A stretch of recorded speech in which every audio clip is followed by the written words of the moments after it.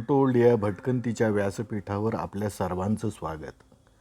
आज आपण भेट देणार आहोत बत्तीस शिराळा या गावातील गोरक्षनाथ मंदिराला.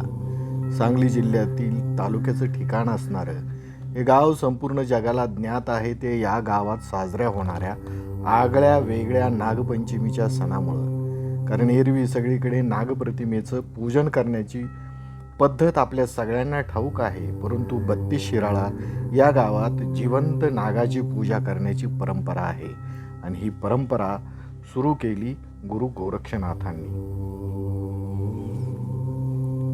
गोरक्षनाथांचा काळ सुमारे 10वे-11वे शतक असावा असा इतिहासकारांचा दावा आहे. मध्ययुगामध्ये बत्तीस शिराळा या गावाचा उल्लेख श्रीआळपूर उर्फ श्री आलय असा आढळून येतो. नाथ संप्रदायातील संन्याशांनी मध्ययुगामध्ये संपूर्ण भारतवर्षामध्ये भ्रमंती केल्याचे दिसून येते. अशाच एका भ्रमंती काळामध्ये गुरु गोरक्षनाथ बत्तीस शिराळा या गावी आले असावेत. बत्तीस शिराळा हे गाव प्राचीन देवीचे स्थान म्हणून देखील परिचित होते. कोल्हापूरची अंबाबाई ही देवता या ठिकाणावरूनच करवीरवासिनी झाल्याची मान्यता आहे. गावामध्ये देवीचे प्राचीन मंदिर देखील आहे. आजही बत्तीस शिराळ्याचा परिसर चांदोली अभयारण्याला लागून आहे. मध्ययुगामध्ये हा परिसर घनदाट जंगलाने व्याप्त असाच होता. आजही या संपूर्ण परिसरामध्ये सर्पांचा वावर सर्वाधिक असतो. पर्जन्य काळात जमिनीच्या आत वारुळात राहणारा हा जीव पावसामुळे पृष्ठभागावर येतो. आजही हा परिसर उच्च पर्जन्य क्षेत्रात मोडतो. मानवी वस्तीमध्ये सर्पांचं अस्तित्व हे परस्परांच्या मृत्यूचं कारण ठरतं. प्रत्येक जीवामध्ये परमेश्वराचा अंश पाहणाऱ्या गुरु गोरक्षनाथांनी या गावामध्ये जिवंत नागांच्या पूजेची परंपरा सुरू करून सर्पांना अभय दिल्याचे दिसून येते. माणूस आणि सर्प यांच्या आगळ्या वेगळ्या सहजीवनाची पायाभरणी गुरु गोरक्षनाथांनी केली.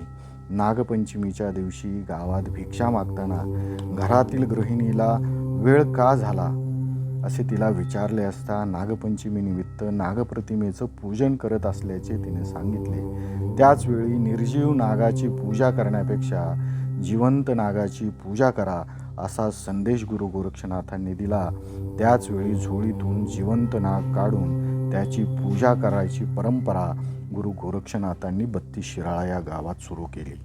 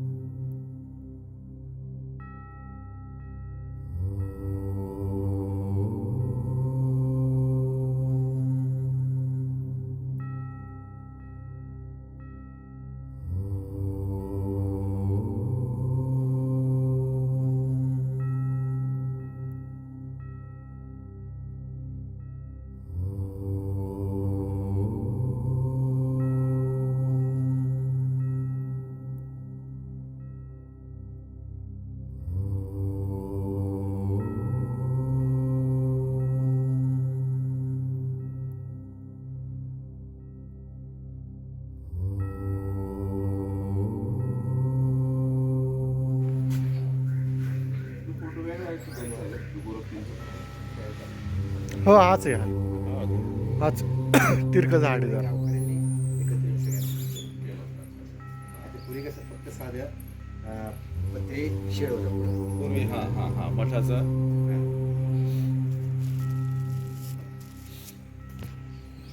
सर तुमच्या हातामध्ये जी फळं आहेत ही गोरक्षिंच म्हणून याला ओळखले जाते. आणि हे औषधीही आहे. यातील जो आत गर आहे तो पित्ताला सर्वात चांगला मानला जातो आणि यासाठी अनेक नागरिक याचा पित्त नाशक म्हणून उपयोग केला जातो. आणि हे आता झाडे उपलब्ध नसल्यामुळे हा काय थोड्या प्रमाणात याची उपलब्धता होते.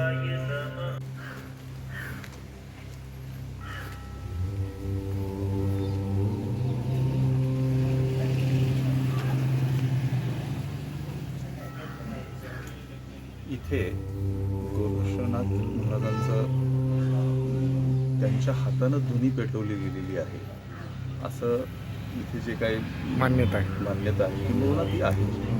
तर हे जे घर आहे या घरामध्ये ती पेटवली आणि ती आज गायत त्यांनी ती धुनी अखंड. जिवंत ठेवलेली आहे किंवा अखंड. अखंडपणे ती प्रज्वलित ठेवलेली आहे. आपण ती धुनी येस येस.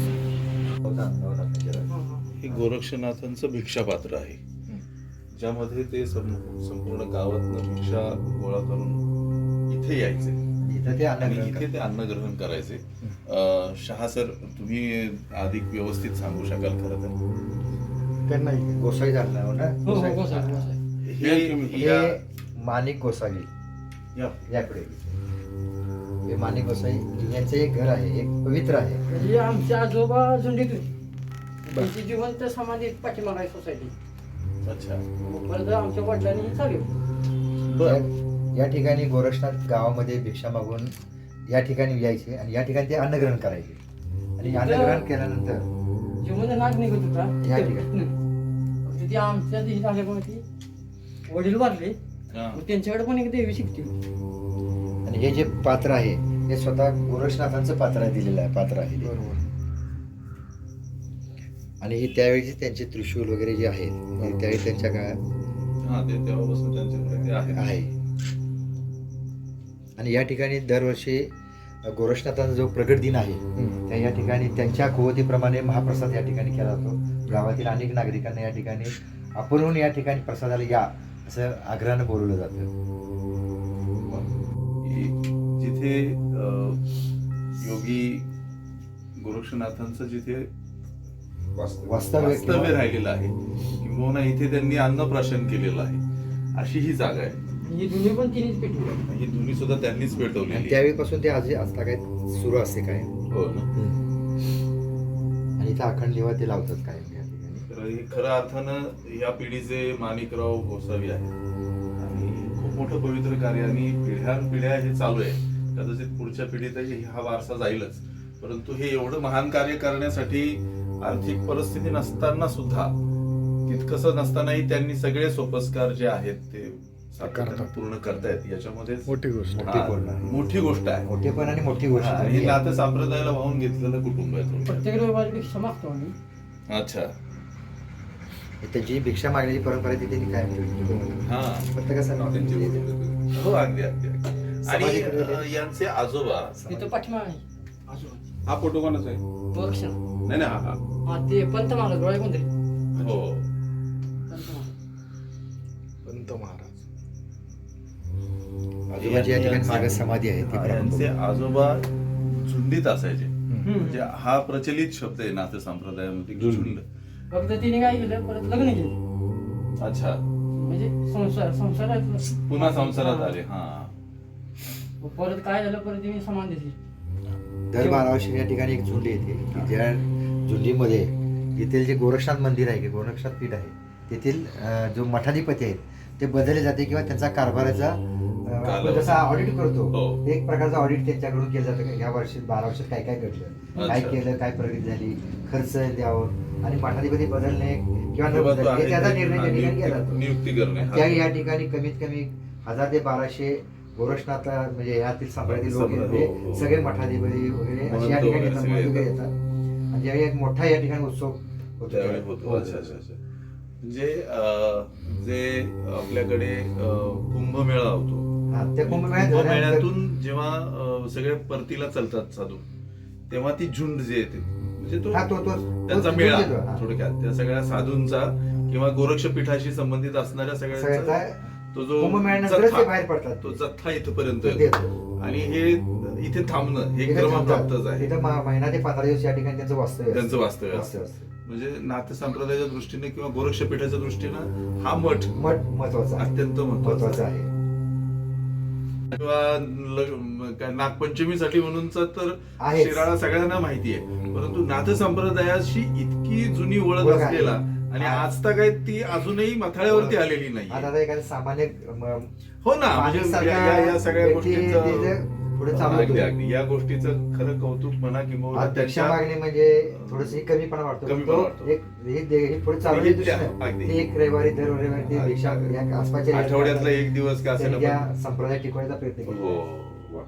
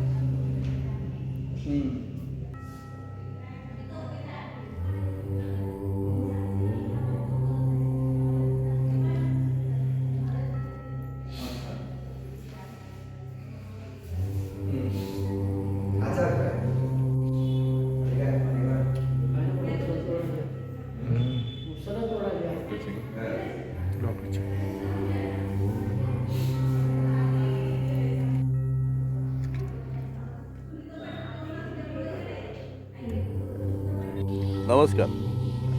आज आपण ज्या परिसरामध्ये आहोत, वास्तविक पाहता कोल्हापूर आणि कोल्हापूरच्या आजूबाजूचा जो काही परिसर आहे किंवा सांगली सातारा या भागामध्ये बरीचशी ऐतिहासिक स्थळं आहेत आणि आपल्या सगळ्यांना जवळपास ज्ञात आहे की 32 शिराळा या गावामध्ये तिथे पूर्वी नागपंचमीचा जो सण आहे तो जगभर प्रसिद्ध होता, परंतु त्याची एक जुनी ओळख आहे की हे एक अत्यंत पुराण काळातील असं एक गाव आहे ज्याचा नाथ संप्रदायाशी खूप जवळचा संबंध आहे आणि त्याच्या पाऊलखुणा आजही इथे दिसतात.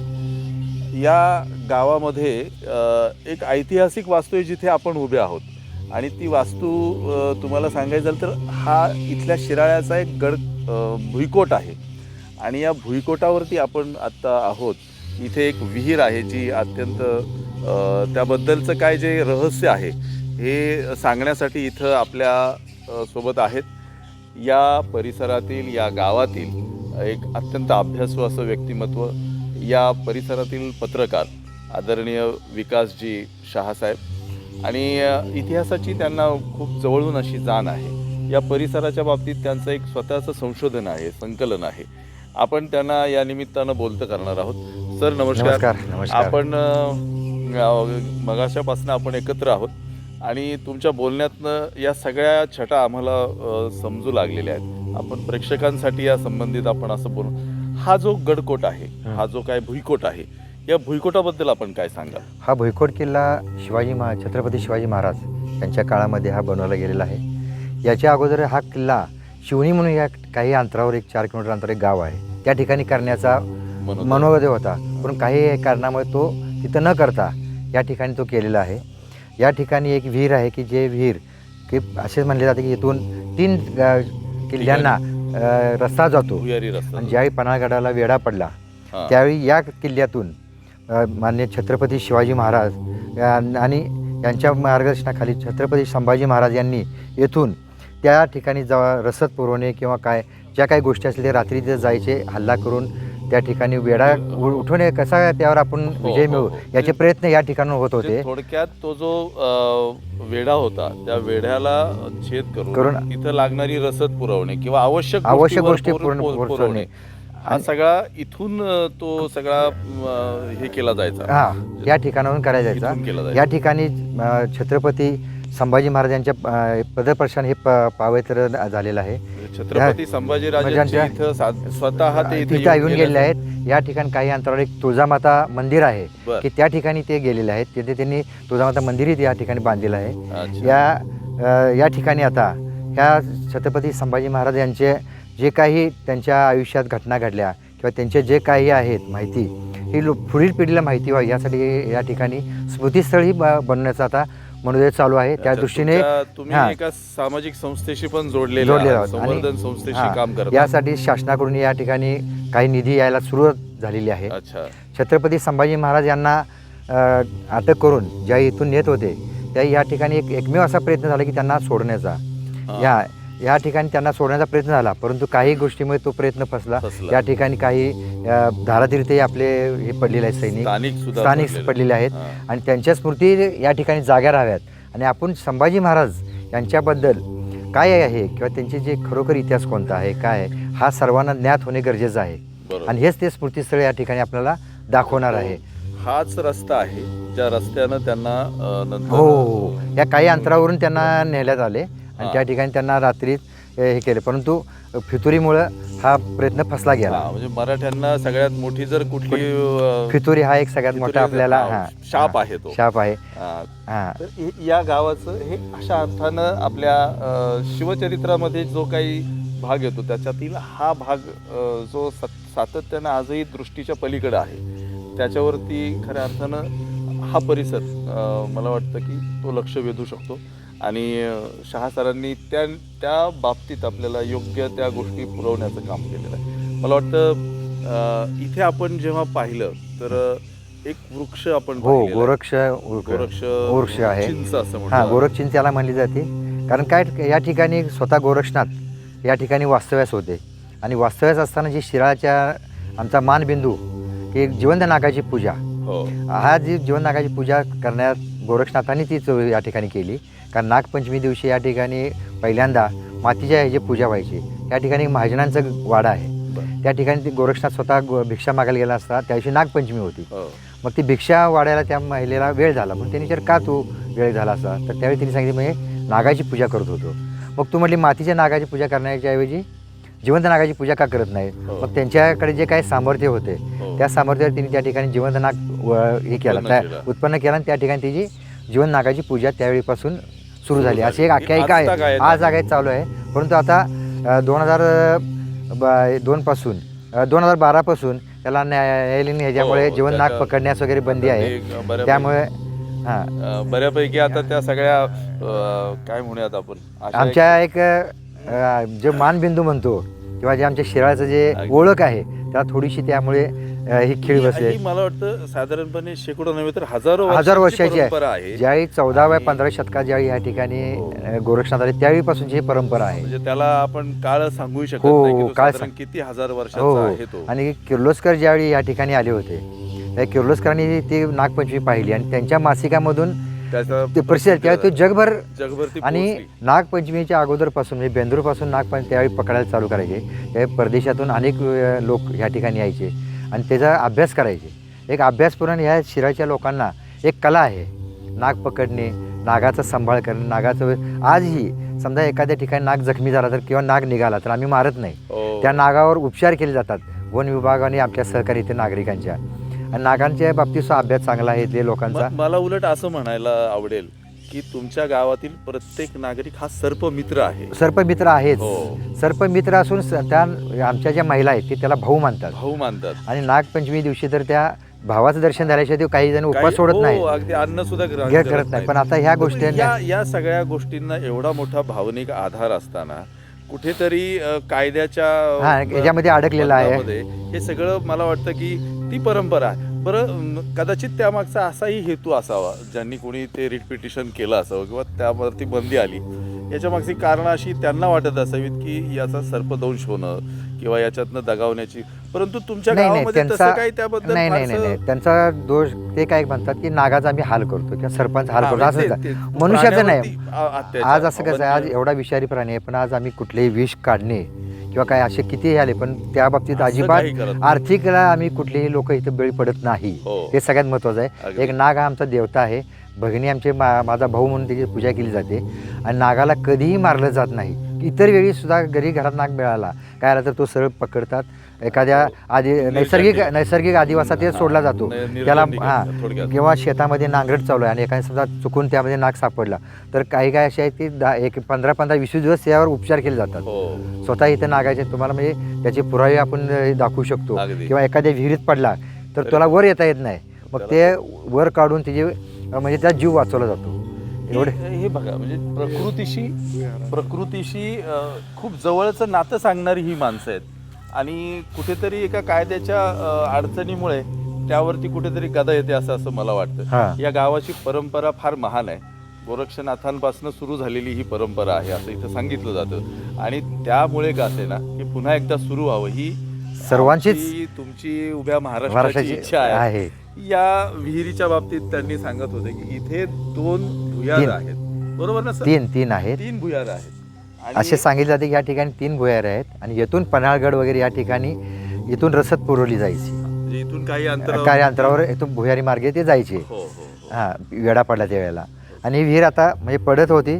काही इतिहासप्रेमींनी या ठिकाणी तो संवर्धनाचं काम केलं आहे आणि ते काम चांगलं आहे आणि या ठिकाणी दरवर्षी इतिहासप्रेमी येतात. साईडचे जे तटबंदी आहे ते स्वच्छ करणे किंवा काय ते डागडुजी थोडीफार वाढलेली करण्याची वनस्पती हां कारण कसं काही खाजगी क्षेत्रामध्ये गेल्यामुळे काही अडचणी येतात. बरोबर. परंतु इतिहासप्रेमी ह्याचा हे करण्याचा त्या शिराळ्यांच्या नागरिकांचाही त्यामध्ये मोठा सहभाग असतो. मला वाटतं शहासाहेब जे सांगतायत याच्यामध्ये शासनानं लक्ष घातलं पाहिजे आणि संवर्धनाच्यासाठी म्हणून शासनानं एक कमिटी सुद्धा स्थापित केलेली आहे. मला वाटतं त्यांचं लक्ष आपल्या या चॅनलच्या माध्यमातून या अनटोल्डच्या माध्यमातून हे पोहोचणं गरजेचं आहे. कारण त्या समितीला जर अशा एखाद्या ऐतिहासिक वास्तूमध्ये जर काय पडझड होत असेल आणि ती जर थांबवता येणं शक्य असेल तर मला वाटतं यांच्यासारखी मंडळी असतील आणि यांच्यासोबत काम करणाऱ्या ज्या सामाजिक संस्था आहेत किंवा संवर्धनाचे काम करणाऱ्या संस्था आहेत त्यांना एक आधार मिळेल किंबहुना त्यांच्या प्रयत्नांना कुठेतरी शासकीय पाठिंबा मिळेल. मला वाटतं सर तुम्ही फार मोलाची माहिती सांगतायत. आपण आणखी पुढे जाऊ त्यावेळी तुम्ही आम्हाला आणखी वेगळ्या नक्की, विषयांवरती आम्हाला नक्की नक्की देऊ. माहिती द्या. तुर्तास आपण इथे थांबतोय. ओके धन्यवाद नमस्कार.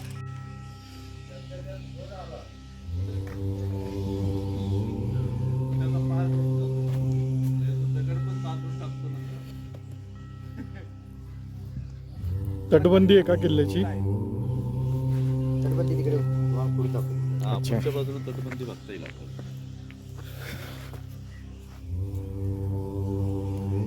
खरंच हा, हे खंदक आहे. आता त्याच्यामध्ये सगळी हे वाढली. झाडं वाढली तो बांबू वगैरे सगळं आलं.